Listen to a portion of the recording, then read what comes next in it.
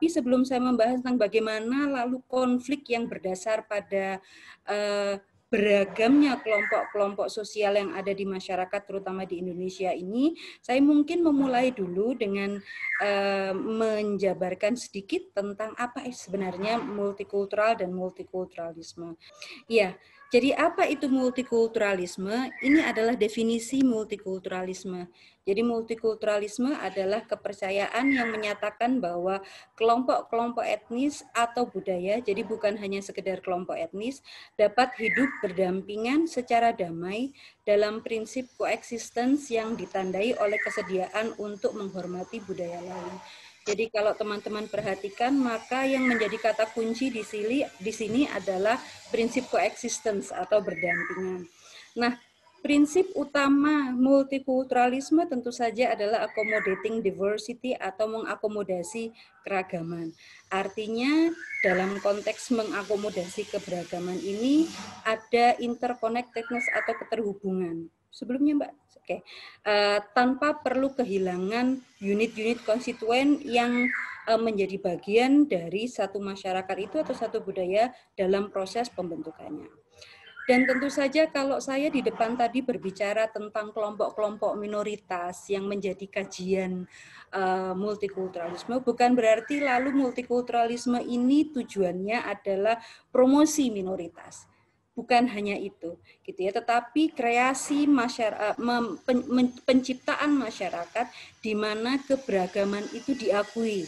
Jadi diversity is recognized as a legitimate and integral component. Jadi keberagaman ini diakui sebagai bagian yang yang sah, yang legitimate dan bagian yang tidak terpisahkan dari sebuah masyarakat dan tentu saja dalam hal ini adalah masyarakat Indonesia. Lalu apa bedanya multikultural dengan multikulturalisme? Jadi kalau multikulturalisme ini sebagaimana isme yang lain adalah sebuah ideologi, tadi ya sebuah kepercayaan dengan banyak manifest. Manifest yang utama adalah mengakomodasi keberagaman dengan prinsip coexistence tadi. Maka kata multikultural sendiri adalah menunjuk pada satu kondisi masyarakat sebenarnya. Jadi apa itu masyarakat multikultural? Masyarakat multikultural adalah masyarakat di mana tatanan unsur-unsurnya memiliki ciri yang beragam. Terdapat interaksi yang aktif di antara unsur-unsurnya melalui proses belajar, dan ini yang penting adalah kedudukan berbagai unsur yang ada berada pada posisi yang setara. Jadi lagi-lagi kuncinya adalah coexistent dan setara, equal. Itulah kenapa kadangkala ada sebagian yang menganggap bahwa yang namanya konsep multikultural dan multikulturalisme ini adalah sebuah utopia, terutama dalam kondisi masyarakat yang sangat beragam seperti di Indonesia. Bagaimana mungkin bisa setara ketika lalu ada kelompok mayoritas dan juga ada kelompok-kelompok minoritas yang sangat beragam, ya. Tetapi saya yakinkan bahwa selama usia Indonesia sudah 75 tahun merdeka dan sampai sekarang Indonesia masih eksis, maka multikulturalisme di Indonesia ini bukanlah sebuah utopia, saya rasa.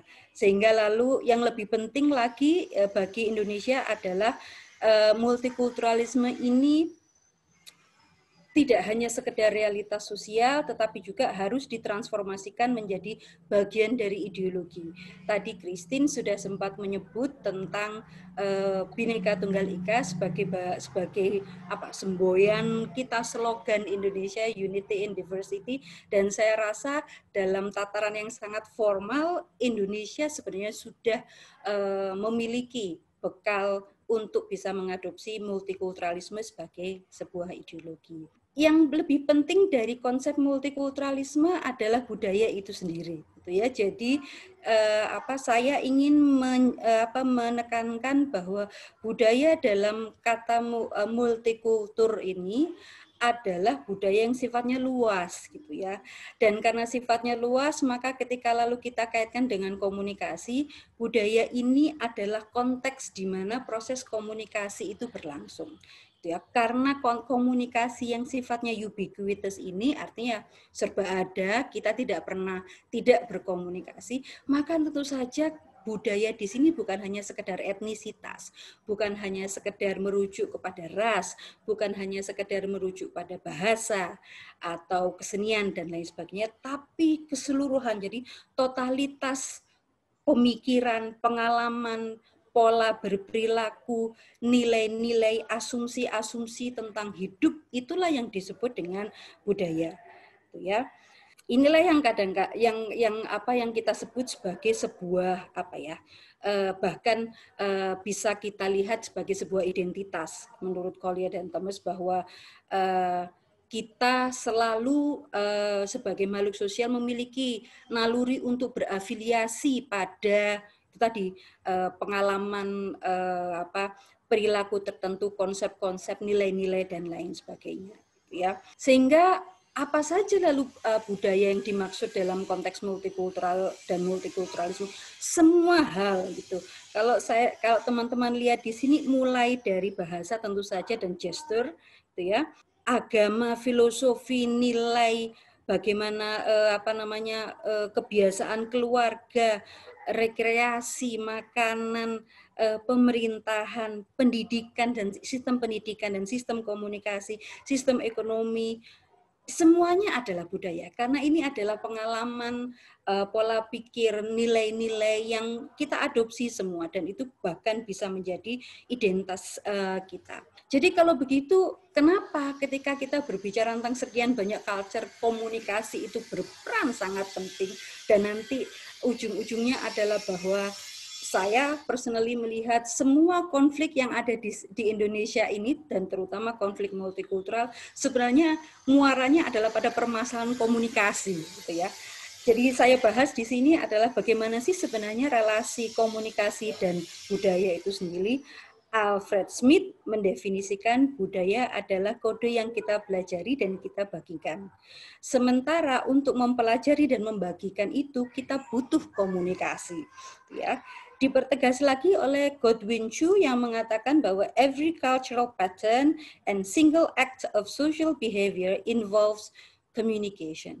Jadi bisa dibayangkan bahwa komunikasi ini sesuatu yang melekat pada budaya, dan budaya pun tidak bisa dipisahkan dari komunikasi. Seperti yang saya ungkap tadi, bahwa kalau budaya dan komunikasi ini sangat erat kaitannya dan tidak bisa dipisahkan, maka tentu saja konflik-konflik multikultural yang ada di Indonesia, gesekan-gesekan mulai dari di Tolikara, Papua, tentang pembakaran rumah, kemudian konflik yang katanya bermotif ekonomi antara Dayak dan Madura, kemudian adanya perundungan atau diskriminasi yang kita lihat di sosial media oleh YouTuber pada kelompok-kelompok waria dan lain sebagainya, adalah karena permasalahan komunikasi. Ya. Nah, apa saja lalu yang menjadi kendala ketika kita berbicara atau ketika kita ingin menciptakan masyarakat yang memiliki kesadaran akan pentingnya coexistence, kesadaran akan pentingnya equality dan menghindarkan dari dominasi. Ya, yang pertama adalah adanya asumsi persamaan daripada perbedaan gitu. Jadi selalu saja biasanya orang itu melihat sesama orang Jawa pasti memiliki nilai yang sama, adat istiadat yang sama, pemahaman terhadap moralitas yang sama dan lain sebagainya. Padahal belum tentu gitu ya. Atau ketika teman-teman pergi ke luar Indonesia, ketika bertemu dengan sesama orang Indonesia, pasti kita berasumsi, sesama orang Indonesia pasti memiliki perilaku yang sama, nilai-nilai yang sama, dan lain sebagainya. Padahal belum tentu, gitu ya. Ketika lalu pengalaman kita yang berbeda sangat berperan erat terhadap pembentukan pola berpikir kita dan tentu saja pola cara pandang kita terhadap dunia, maka pada saat itulah terjadi perbedaan budaya, gitu ya. Itu.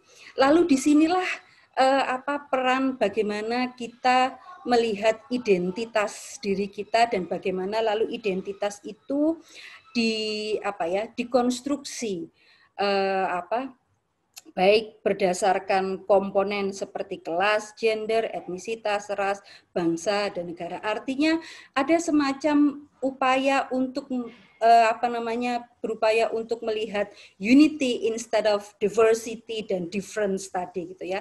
Ada berusaha untuk melihat persamaan-persamaan dan mengabaikan perbedaan. Dalam konteks tertentu memang tidak masalah.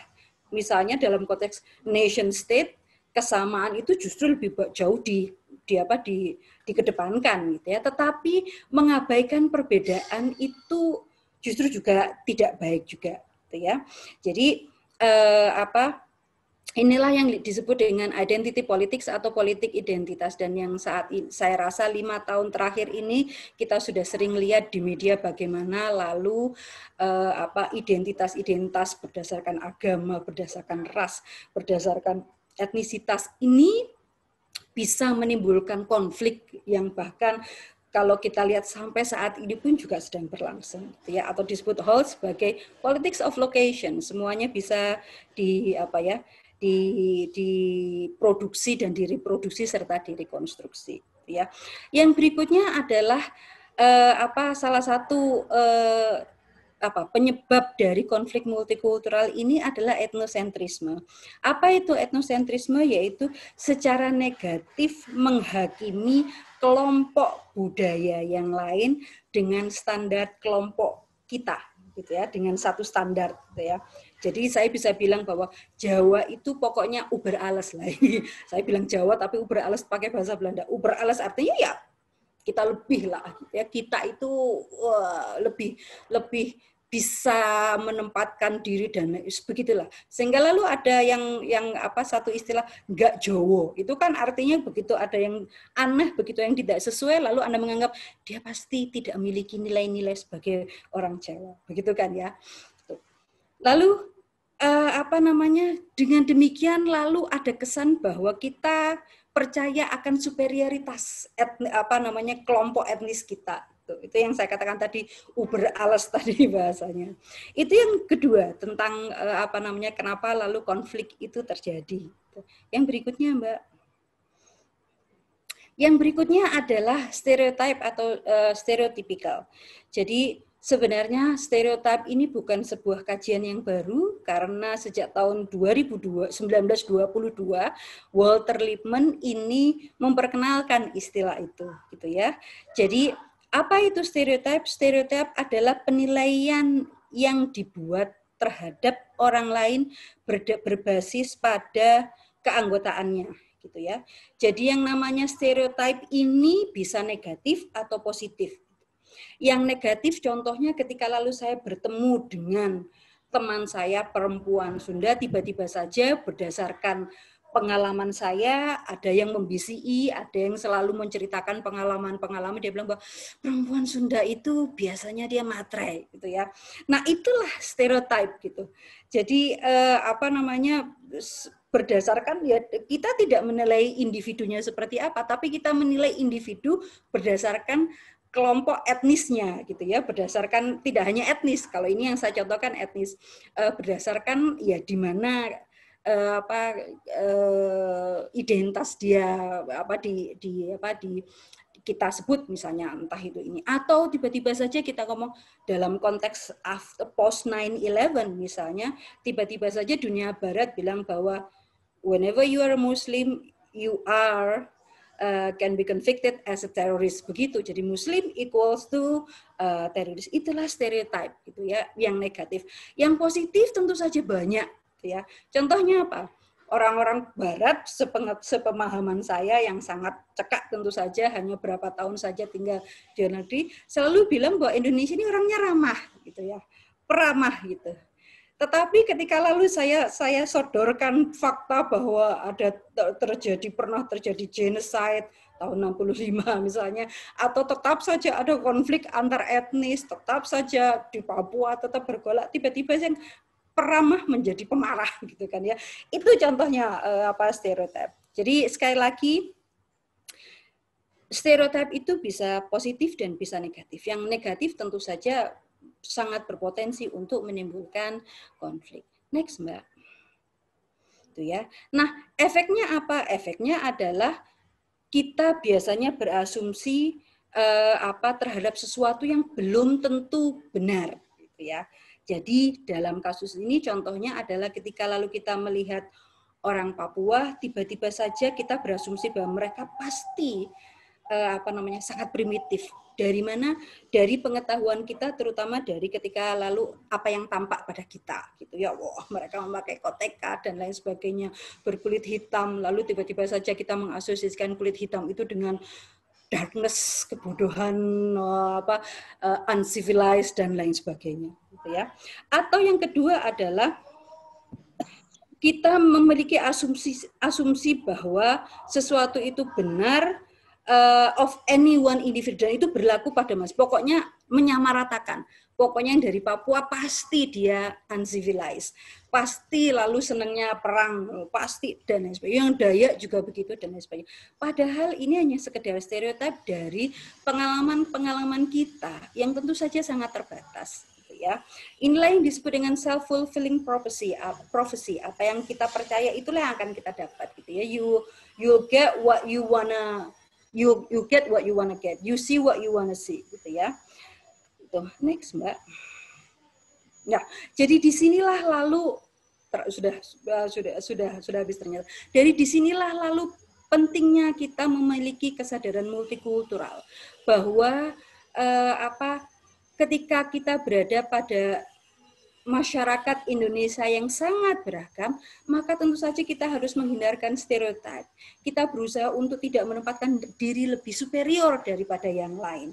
Dan tentu saja ini dimulai dari pendidikan, gitu ya. Bagaimana lalu sosialisasi dari awal tentang pentingnya mengenal satu sama lain, pentingnya menghargai, tidak merasa benar sendiri, tidak merasa superior dan lain sebagainya.